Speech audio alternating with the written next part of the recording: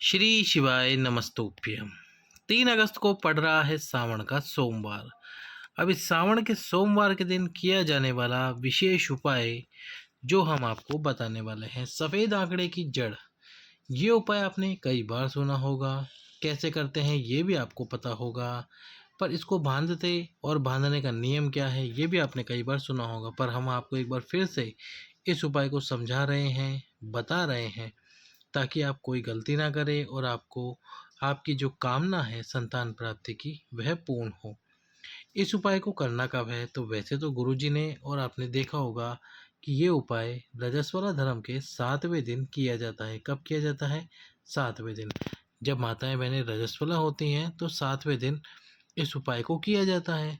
अब 7वें दिन आपको ये उपाय करना है। अगर 7वां दिन आपका कल सोमवार पड़ रहा है तो बहुत अच्छी बात है, नहीं तो आप जो रजस्वला धर्म का 7वां दिन होता है उसी दिन इस उपाय को करें।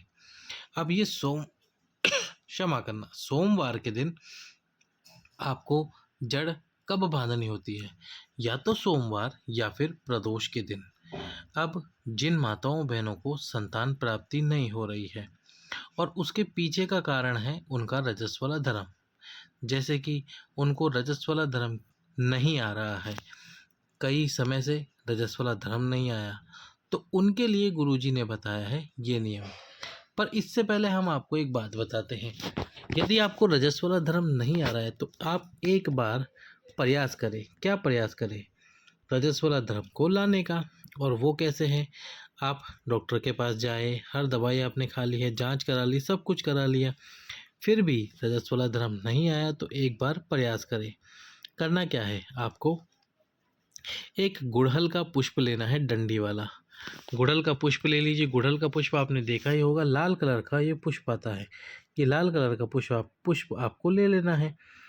और इस लाल कलर के पुष्प को आपको लेकर करना क्या है? जो माता अशोक सुंदरी का स्थान है शिवलिंग में, वहाँ पर आपको ये पुष्प समर्पित करना है कुंदकेश्वर महादेव के नाम से। किसके नाम से? कुंदकेश्वर महादेव के नाम से। कुंदकेश्वर महादेव के नाम से यहाँ ये पुष्प समर्पित करो और समर्पित करने के थोड़ी देर बाद इस पुष्प को यहाँ से उठा लो। जब ये पुष्प यहाँ पर समर्पित रहेगा तब आपको एक कार्य करना है।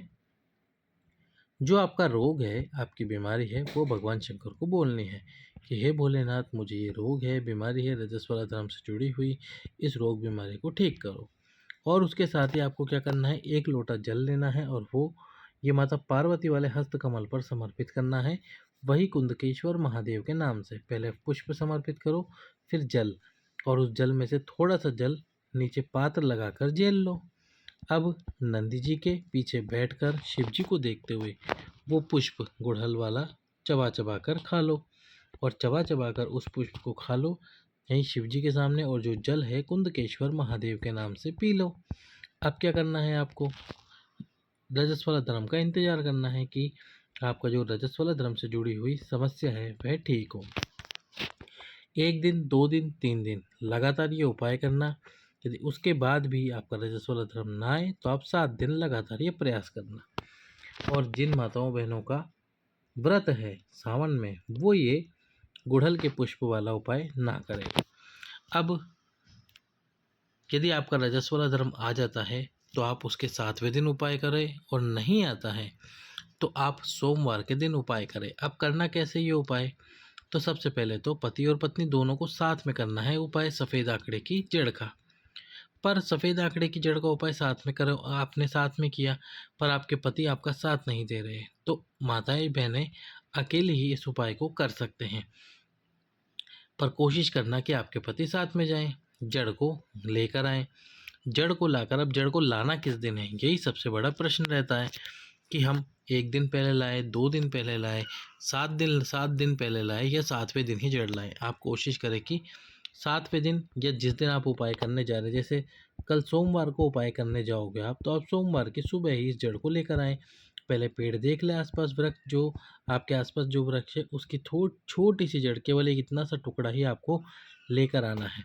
अब उस जड़ को लाकर भगवान शंकर के शिवलिंग के सम्मुख में आकर दक्षिण दिशा में खड़े होकर, दक्षिण दिशा का वर्णन हमने आपको कई बार करा है, ये दक्षिण दिशा है, इस दक्षिण दिशा में आपको खड़े हो जाना है। जब आप दक्षिण दिशा में खड़े होंगे तो इस प्रकार से शिव मंदिर में खड़े होंगे और आपको इस प्रकार से व्यू दिखेगा।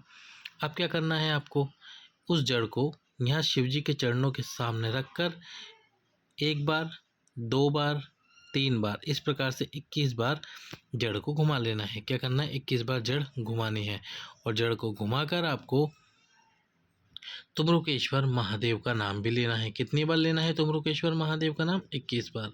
21 बार तुमरुकेश्वर महादेव का नाम लीजिए। तुमरुकेश्वर महादेव का नाम लेकर उस जड़ को भगवान शंकर के सम्मुख में खड़े होकर नंदी जी के पीछे, अगर नंदी जी के पीछे खड़े होने की जगह ना हो तो शिव जी के सामने खड़े होकर माताएं बहनें अपनी कमर में उस जड़ को बांध ले और लाल धागे में, लाल वस्त्र में लपेटकर उस जड़ को अपनी कमर में बांधे। बांधकर प्रयास करें कि वो जड़ इस प्रकार से बांधे कि 3 महीने तक वो जड़ बंधी रहे। माताएं बहनें प्रश्न करती हैं कि बीच में धागा टूट जाता है तो आप धागे को एक बार ही लेते होंगे कमर में, 2 या 3 बार आप कमर में धागा लपेटेंगे, तब जाके यदि एक धागा टूट भी जाता है तो 2 धागे से वो जड़ बंधी रहेगी। तो इसलिए प्रयास करें कि धागा अधिक लपेटे ताकि वो जड़ जिसमें हमने धागा बांधा है वो धागा टूटे नहीं।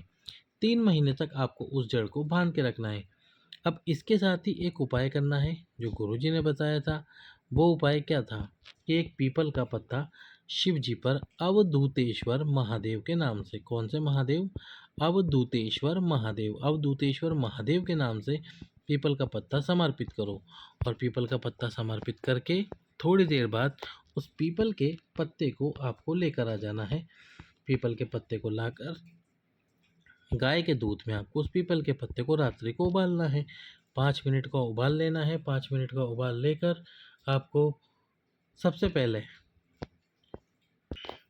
उस गाय के दूध में उबाल कर फिर आपको क्या करना है, पीपल के पत्ते को निकाल कर किसी भी वृक्ष के नीचे ठंडा कर देना है और उस दूध को पी लेना है। प्रतिदिन ये कार्य करना है। पीपल का पत्ता लेके जाओ, बस रविवार के दिन ध्यान रखना, रविवार के दिन पीपल का पत्ता मत तोड़ना। शनिवार को 2 पत्ते तोड़ लेना, एक फ्रिज में रख देना और दूसरे से उपाय कर लेना। अब ये पीपल के पत्ते वाला उपाय आपको कब तक करना है? 1 महीने तक ये पीपल के पत्ते वाला उपाय करना है। यदि आपको गाय का दूध ना मिले तो जो आपके पास में दूध उपलब्ध हो उस दूध में आप ये उपाय कर सकते हैं। पीपल के पत्ते को उबाल सकते हैं और उबाल के इसका दूध पी सकते हैं। पति और पत्नी दोनों को ये दूध पीना है। अब कुछ प्रश्न और आते हैं कि जब हमने जड़ बांध रखी है तो क्या हम नॉनवेज खा सकते हैं? तो प्रयास करें कि आप नॉनवेज को ना खाएं, क्योंकि आपने एक नियम धारण कर रखा है 3 महीने का। नियम के साथ में आप उपाय भी कर रहे हो, तो इसलिए कोशिश करें कि उस समय पर ना करें। अब जिस दिन से आपने जड़ बांधी है उस दिन से आपको एक छोटा सा कार्य करना है। क्या करना है? प्रतिदिन आप शिव मंदिर जाते ही हो, तुमरुकेश्वर महादेव का नाम लेकर दक्षिण दिशा में खड़े होकर एक कलश जल शिव जी पे समर्पित करना है और समर्पित करके जो जल शिवलिंग से नीचे गिरेगा उसको किसी पात्र में झेल लेना है। या तो नंदी जी के पीछे या फिर उस जल को अपने साथ घर पर ले जाकर पति और पत्नी दोनों को उस जल का सेवन करना है, उस जल को पीना है। इस प्रकार से आपको ये प्रतिदिन उपाय करना है। यदि प्रतिदिन 2 बेलपत्र आपको मिल जाते हैं तो वो 2 बेलपत्र आप शिव जी पे समर्पित करें तुमरुकेश्वर महादेव के नाम से और उसके बाद में उन दोनों बेलपत्र को उठाकर घर पर लाएं। पति और पत्नी एक एक बेलपत्र का सेवन करें। प्रतिदिन बेलपत्र नहीं खा सकते हैं तो हफ्ते में 1 दिन नियम धारण कर लें, जिस जिस भी दिन आपको बेलपत्र का सेवन करना है।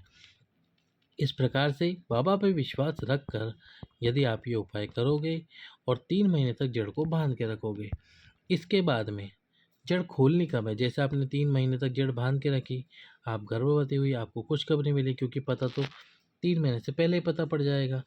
तो आपको जब जड़ को बांधे हुए 3 महीने का समय हो जाए और आप गर्भवती हो जाए, तब उस जड़ को खोलकर किसी भी वृक्ष के नीचे ठंडा कर दीजिए।